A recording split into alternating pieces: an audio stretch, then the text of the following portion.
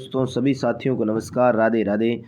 बिल्कुल, आज जो अपन बात करने वाले हैं राजस्थान जीके की ये महत्वपूर्ण प्रश्नोत्तरी की अपन चर्चा करने वाले हैं। राजस्थान जीके में साथियों इतिहास, कला, संस्कृति की जो महत्वपूर्ण रूप से जो प्रमुख प्रमुख प्रश्न जो आपके CET 10+2 के लिए इंपॉर्टेंट होने वाले हैं, उन सभी प्रश्नों के ऊपर अपन चर्चा करने वाले हैं। पूरे व्याख्यात्मक प्रश्न आपको करवाने वाला हूँ। हर एक प्रश्न का जो उत्तर है आपको पहले बताने वाला हूँ और साथ में मैं व्याख्या भी आपको करवाने वाला हूँ। तो सभी साथी व्याख्या पर भी विशेष रूप से फोकस करते रहे। साथ के साथ में जो चीज़ें बोल के बताऊँ वो चीज़ें आपके लिए अति महत्वपूर्ण होने वाली है। तो सभी साथी चैनल को क्या कर लेंगे, सब्सक्राइब कर लेंगे और सेशन को शेयर कर देंगे और लाइक बटन तो आपको दबाना ही दबाना है। साथियों लाइक शेयर ही आपकी क्या लगाता है, प्रेजेंटेंस लगाता है। तो आप प्रेजेंट लगाकर ही बैठे क्लास में। बिल्कुल साथियों, सर्वाधिक ताम्र उपकरण राजस्थान के किस पूरा स्थल से प्राप्त हुए? तो क्या गणेश्वर से, कालीबंगा से, औजियाना से या बागौर से? तो मैं आपको विशेष रूप से यहाँ पर एक बात बता दूं कि साथियों सर्वाधिक ताम्र उपकरण की जब भी बात आए तो आप गणेश्वर करना। गणेश्वर साथियों सीकर में पड़ता है। कहाँ पर पड़ता है? सीकर में पड़ता है। यहाँ से लगभग साथियों 90% जो उपकरण है वो किसके प्राप्त हुए? तांबे के उपकरण प्राप्त हुए, जिसमें मुख्य रूप से साथियों तांबे की कुल्हाड़ी की बात करें तो कुल्हाड़ी की बात करें, फारसों की बात करें, बाण के जो बाणागर है साथियों बाणागर की बात करें, मछली पकड़ने की कांटों की बात करें, तो ये कुछ महत्वपूर्ण यहाँ से उपकरण प्राप्त हुए थे। तो ये थी साथियों गणेश्वर सभ्यता। बिल्कुल साथियों, नेक्स्ट प्रश्न आपके बीच में ये रहा हाजिर। दूसरा प्रश्न है, बहुत ही प्यारा प्रश्न साथियों, कौन सा राजस्थान का कौन सा पूरा स्थल महाजनपद में मत्स्य जनपद की राजधानी थी? साथियों मत्स्य जनपद की राजधानी के नाम से आपसे पूछा जा रहा है कि बताओ मत्स्य जनपद की राजधानी कौन सी थी? साथियों एक बात तो आपको कंफर्म होगा, देखो यहाँ पर साथियों गिलुंड सभ्यता है, रंगवेल सभ्यता है, सुनारी सभ्यता और बेराट सभ्यता है। तो यहाँ पर साथियों एक बात आपको बता दूं कि बेराट की बात करें, बेराट से साथियों बाबरू शिलालेख प्राप्त हुआ। कौन सा शिलालेख प्राप्त हुआ? बाबरू शिलालेख, जिसमें साथियों अशोक के बौद्ध होने के प्रबल प्रमाण जो है यहाँ से प्राप्त हुए।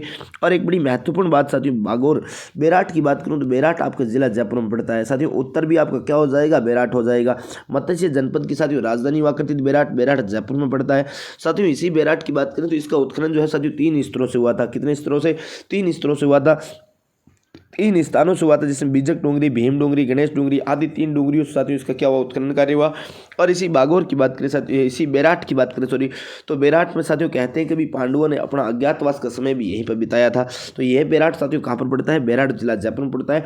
और साथियों यहाँ से सूती कपड़े का अवशेष भी प्राप्त होता है। साथियों इसके साथ ही एक महत्वपूर्ण बात आपको यहाँ पर ध्यान रखनी है कि महात्मा बुद्ध की अस्थियों का अवशेष भी यहाँ से प्राप्त होते हैं। ये रहा साथियों नेक्स्ट प्रश्न आपके बीच में हाजिर कि प्राचीन शिलालेखों में आहड़ का पुराना नाम क्या मिलता है? प्राचीन शिलालेखों में आहड़ का जो पुराना नाम साथियों वह आपकी क्या नाम मिलता है? क्या अघाटपुर मिलता है, क्या धूलकोट मिलता है, क्या ताम्रवती मिलता है, या उपयुक्त में से कोई नहीं मिलता है? साथियों आहड़ की बात करें तो आहड़ पड़ता है साथियों उदयपुर में। कहाँ पर पड़ता है? उदयपुर में। यहाँ से साथियों कश्यप फरणी जो मृद भांडे है उसके यहाँ से साक्ष्य प्राप्त हुए। यहाँ से साथियों एक टीले से सर्वाधिक उत्खनन कार्य किया गया, इसलिए साथियों इसे धूलकोट के नाम से जाना जाता है। अघाटपुर भी साथियों से कहा जाता है, लेकिन इसका पुराना नाम क्या मिलता है? तो साथियों ताम्रवती मिलता है। हालांकि साथियों ताम्रवती नाम जो है यानी कि ताम्रयुगीन सभ्यताओं की जननी किससे कहा जाता है? तो गणेश्वर सभ्यता को कहा जाता है। लेकिन साथियों आहड़ को साथियों किस नाम से जाना गया है? आहड़ को तो ताम्रवती नगरी के नाम से भी जाना गया है। ऑप्शन बी जो है आपका यहाँ पर क्या होने वाला है? एकदम सही और सटीक उत्तर होने वाला है। साथियों ये रहा नेक्स्ट प्रश्न आपके बीच में हाजिर कि निम्नलिखित प्रश्न में आमेर के कछवा वंश के शासकों का कार्यकाल दिया गया है, कौन सा विकल्प सही और सुमेलित है? साथियों यहाँ पर पूछा जा रहा है किस शासक का विकल्प जो है वह सही सुमेलित नहीं है, यह आपसे पूछा जा रहा है, यानी सही सुमेलित कौन सा नहीं है। साथियों यहाँ पर पूछा है भगवंत दास। भगवंत दास का है 1574 से लेके 1589 तक। मान सिंह है 1589 से 1614 तक। मिर्जा राजा जयसिंह है 1621 से 1667 तक। और सवाई जयसिंह का 1708 से 48 तक। तो साथियों यहाँ पर जो है सबका सुमेलित है, लेकिन साथियों आपको बता दूं यहाँ पर सवाई जयसिंह का जो कार्यकाल है वह सही सुमेलित नहीं है, ये सही सुमेलित नहीं है। ऑप्शन साथियों ऑप्शन डी जो है आपका क्या हो जाएगा? सही और सटीक आंसर हो जाएगा, क्योंकि सवाई जयसिंह तो साथियों 1708 से पहले भी शासक बन चुके थे। हालांकि जो आपके बीच में साथियों बहादुर शाह प्रथम जो आए थे शासक बने थे, उन्होंने कुछ समय के लिए आपके सवाई जयसिंह को साथियों शासक पद से हटा दिया था और आमेर पर अधिकार करके आमेर का नाम मोमिनाबाद कर दिया था। लेकिन साथियों देवबारी समझौता आपको याद होगा, 1708 का देवबारी समझौता, उस देवबारी समझौते के तहत वापिस शासक बन चुके थे सवाई जयसिंह जयपुर के। ठीक है ना? बिल्कुल साथियों ये रहा नेक्स्ट प्रश्न आपके बीच में हाजिर कि निम्न को सुमेलित कीजिए। साथियों इनको आपको सुमेलित करना है। सुमेलित क्या करना है, युद्ध आपके सामने दे रखे हैं और इन युद्धों को आपको सुमेलित करना है। देखो मैं तो पूरा जूम कर देता हूँ साथियों, आपके सामने प्रश्न पूरा जूम कर देता हूँ जिससे कि आपको पूरे चारों विकल्प आपको दिख जाए। ये रहा साथियों बहुत ही प्यारा प्रश्न है आपके सामने कि सारंगपुर का युद्ध 1437 दे रखा है। साथियों सारंगपुर का युद्ध 1437 दे रखा है, खातौली का युद्ध 1517 दे रखा है और साथियों दिवेर का युद्ध 1582 दे रखा है और बयाना का युद्ध साथियों 1527 दे रखा है। साथियों एक बात तो आपको पता है कि बयाना का युद्ध तो साथियों सांगा वर्सेज बाबर के मध्य हुआ। किसके मध्य, सांगा वर्सेज बाबर। साथियों सांगा वर्सेज बाबर के मध्य ये युद्ध हुआ था। साथियों सांगा वर्सेज बाबर के हुआ था क्या, हाँ बिल्कुल साथियों बयाना का युद्ध। लेकिन साथियों यहाँ पर पूछा है दिवेर का युद्ध। दिवेर का युद्ध साथियों अमर सिंह प्रथम महाराणा प्रताप के काल में साथियों युद्ध होता है और अमर सिंह वर्सेज आपके अकबर की सेनाओं के मध्य युद्ध होता है। साथियों खातौली का युद्ध की बात करें, खातौली युद्ध 1517 में हुआ था और साथियों यहाँ सारंगपुर के युद्ध की बात करें 1437 में हुआ था, जिसमें साथियों सारंगपुर विजय या मालवा विजय की बात करें तो इसके उपलक्ष्य में साथियों कुंभा भाई साहब जो है महाराणा कुंभा ने साथियों विजय स्तंभ का निर्माण भी करवाया था। तो साथियों 1 2 3 4 बाबा थारी जय जयकार, ऑप्शन ए जो है आपका सही और सम्मिलित आंसर हो जाएगा। बिल्कुल साथियों ये रहा नेक्स्ट प्रश्न आपके बीच में हाजिर। क्या गजब का, क्या प्यारा प्रश्न है साथियों, बहुत ही प्यारा प्रश्न आपके बीच में हाजिर हुआ है कि राजस्थान के किस शासक को ब्रज निधि उपनाम से जाना जाता था। हाँ ब्रज निधि उपनाम से किस शासक को जाना गया साथियों, तो ब्रज निधि के नाम से तो आप जानते होंगे साथियों, ब्रज निधि के नाम से आपकी कविताएं लिखता था साथियों, कविताएं। तो ये कविताएं लिखता था कौन है साथियों, वही शासक लिख सकता है जिसने साथियों हवा महल का निर्माण करवाया था। साथियों हवा महल का निर्माण आपसे पूछा जाए तो हवा महल का निर्माण तो 1799 ईस्वी की बात करें, 1799 ईस्वी में जयपुर में किसने करवाया था, सवाई प्रताप सिंह ने करवाया था।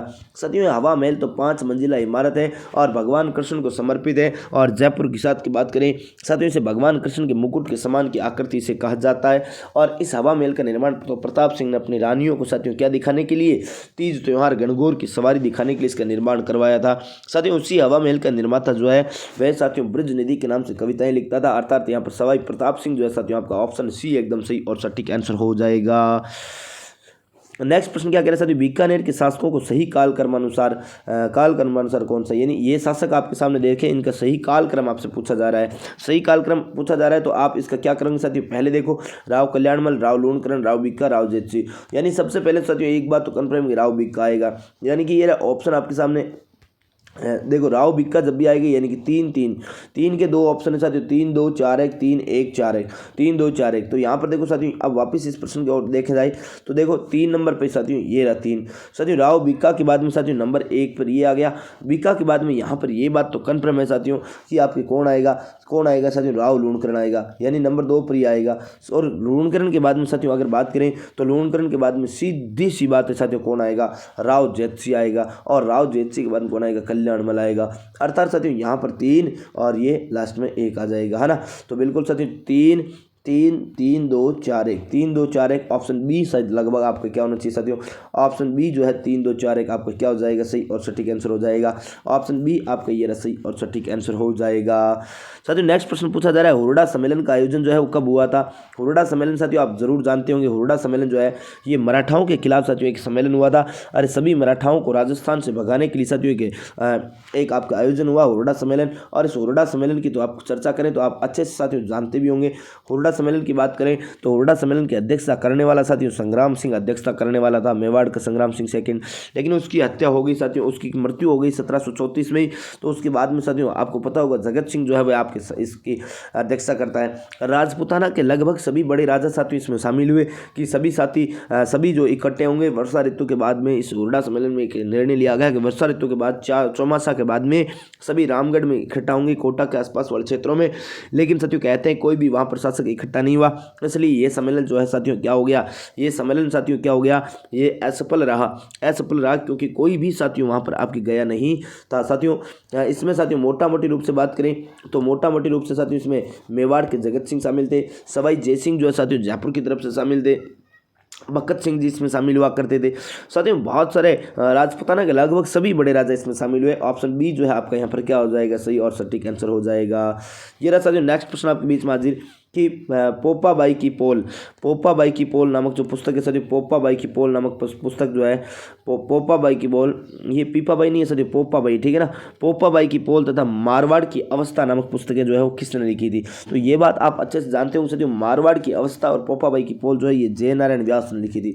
जयनारायण व्यास ने साथियों मारवाड़ में जन कल्याण का कार्य किया है और मारवाड़ प्रदेश के लोगों को हमेशा उत्थान के लिए जो कार्य किया है वह जयनारायण व्यास ने किया है। और पोपाबाई की पोल और मारवाड़ की अवस्था नामक पुस्तकें जो है ये आपके साथियों जो आंदोलन की बात करें या प्रजामंडल आंदोलन की बात करें उस दौरान आपकी ये पुस्तकें लिखी थी किसने? जयनारायण व्यास ने।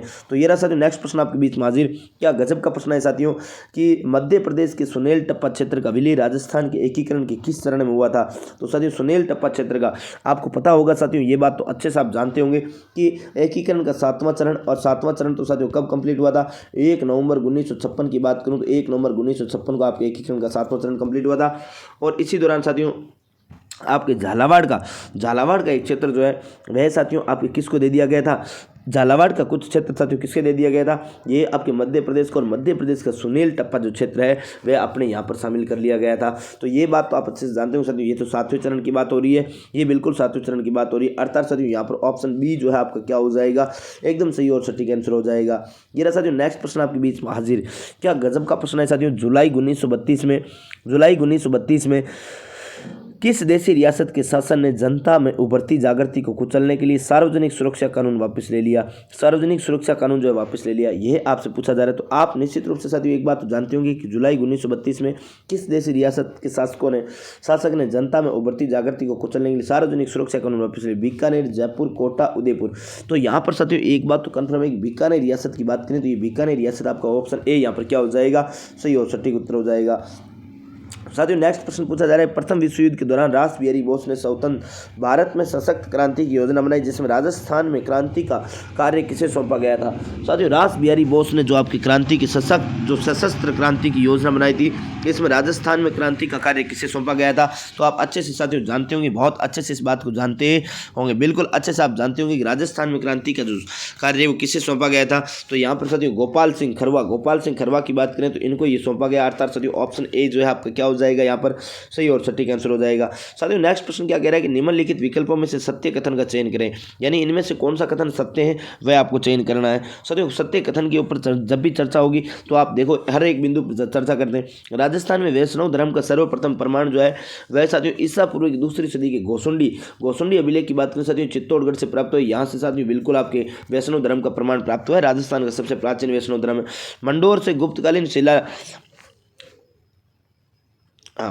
गुप्तकालीन शिला फलकों पर कृष्ण की लीलाओं का चित्रण प्राप्त हुआ है। बिल्कुल साथियों यहाँ से कृष्ण की लीलाओं का चित्रण प्राप्त हुआ है, ये बात एकदम सत्य है। वैष्णव मतावलंबी पशु बलि के विरोधी है तथा भक्ति व नृत्य पर बल देते हैं। साथियों बिल्कुल ये बात भी ठीक है। और साथियों ऑप्शन डी जो है आपका यहाँ पर क्या हो जाएगा? एकदम सही और सटीक आंसर हो जाएगा। बिल्कुल साथियों सही और सटीक आंसर हो जाएगा। ये रहा साथियों नेक्स्ट प्रश्न आपके बीच में हाजिर।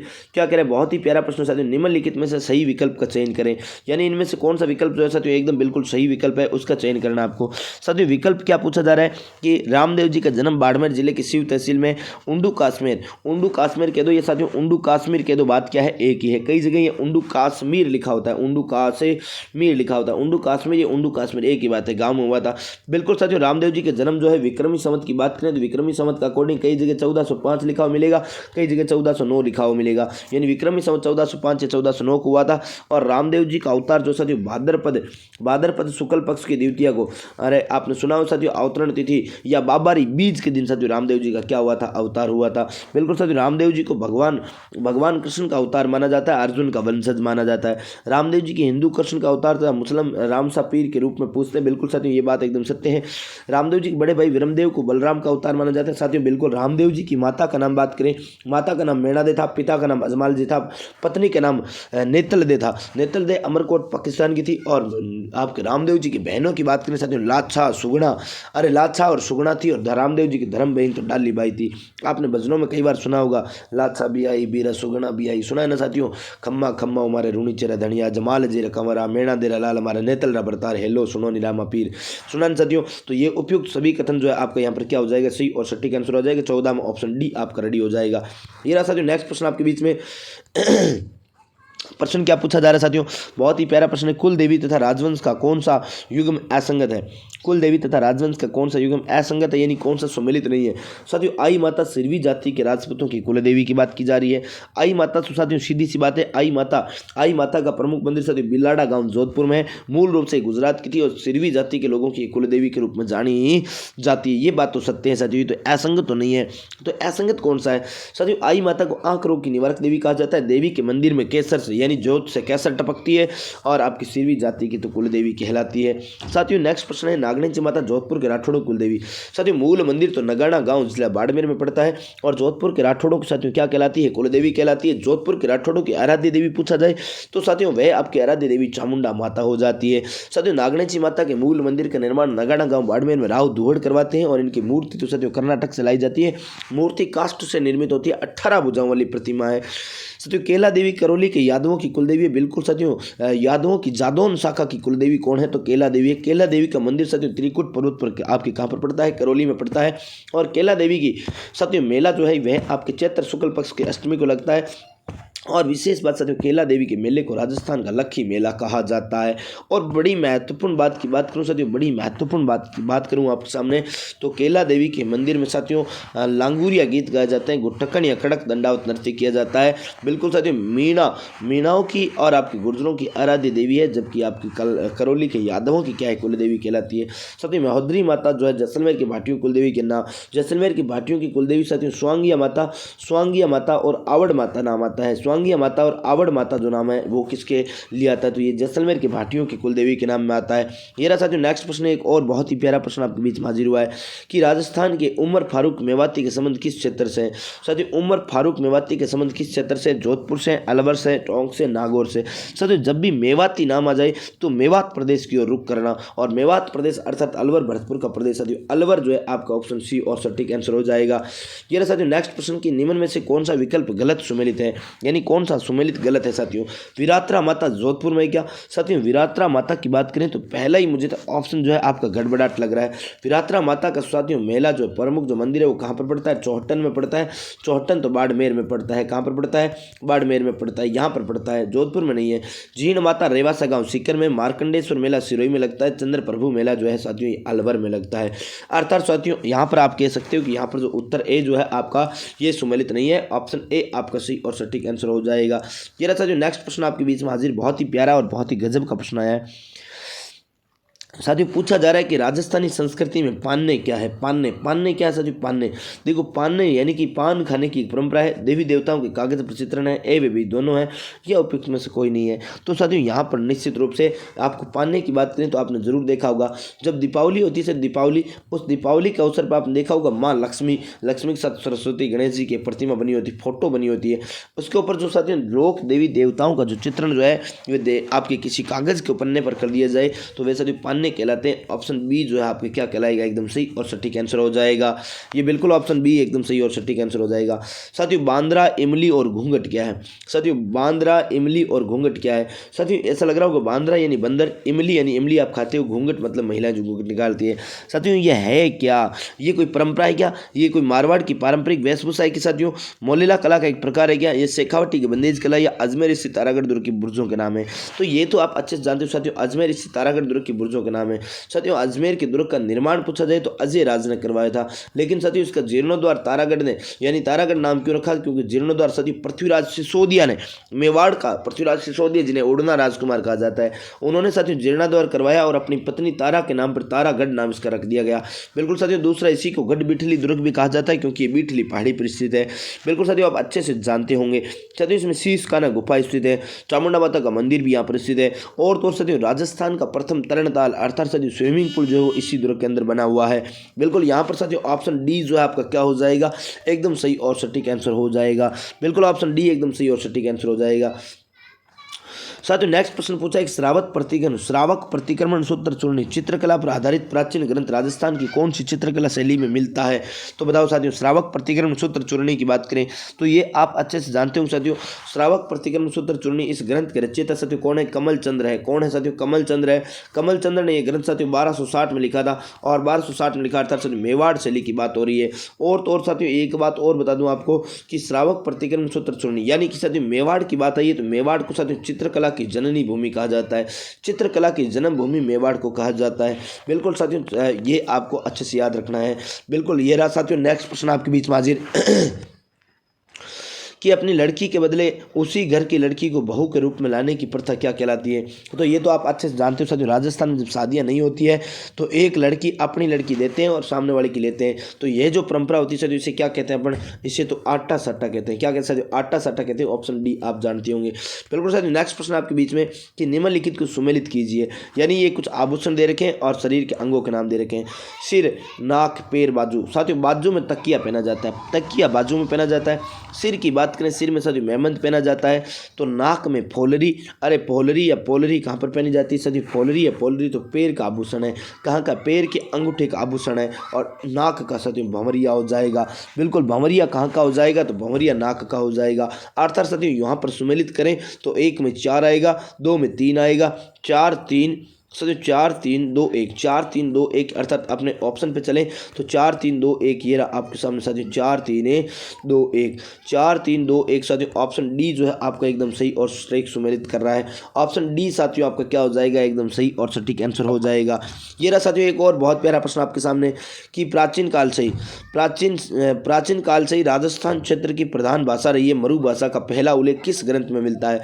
साथियों राजस्थान की मरु भाषा जो है इसका पहला उल्लेख किस ग्रंथ में मिलता है? कुवल्य माला में, पृथ्वीराज रासों में, या विद्युसाल भंजिका में, या राण रासों में? तो साथियों एक बात तो यहाँ पर कन्फर्म है कि यहाँ पर जो उत्तर होगा कुवल्य माला। कुवल्य माला साथियों ये जो ग्रंथ है इसमें आपका पहला उल्लेख मिलता है। बिल्कुल साथियों ऑप्शन ए आपका क्या हो जाएगा? सही और सटीक आंसर हो जाएगा।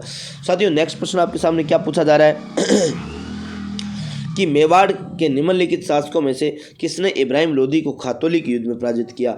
साथियों सैनिक का भग्नावशेष, खंडित सैनिक आदि कई नामों से जाना जाने वाला व्यक्ति साथियों महाराणा सांगा जो है ये आपके इसे क्या करता है? युद्ध भूमि में पराजित करता है खातोलिक युद्ध में।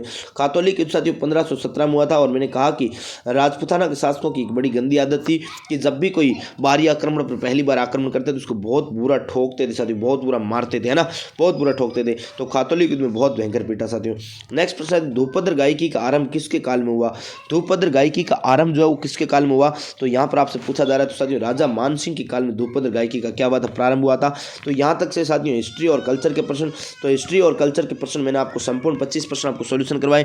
कैसा लगा आपको ये सेशन? आनंद आया होगा, आनंद आया होगा। बिल्कुल साथियों मजा आया होगा पढ़ने में। और मैं फिर से आपसे एक दरख्वास्त करना चाहता हूँ, वीडियो को अंत तक देखने के लिए आप सभी साथियों को बहुत बहुत धन्यवाद।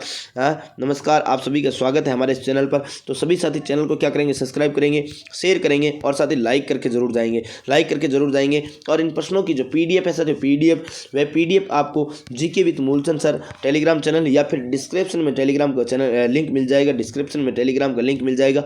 वहाँ पर आपको ये पीडीएफ पूरी है जैसी हूबहू आपको पीडीएफ मिले जाएगी। तो बिल्कुल, और साथ में साथियों पूरे मॉडल पेपर की अन्य प्रश्न भी आपको साथ में डाल दिए जाएंगे। तो बिल्कुल सभी साथी क्या करेंगे? चैनल को सब्सक्राइब जरूर करेंगे, लाइक जरूर करेंगे, शेयर जरूर करेंगे। वीडियो को अंत तक देखने के लिए बहुत बहुत धन्यवाद। जय हिंद, जय भारत।